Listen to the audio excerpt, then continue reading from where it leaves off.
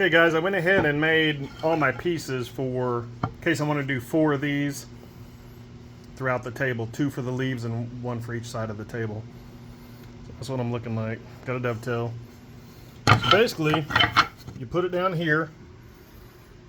See how it kind of locks in there? Put the other one on the other side. Then you put a wedge.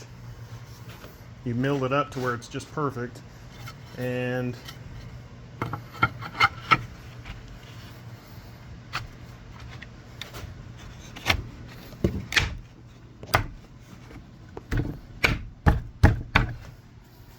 that one,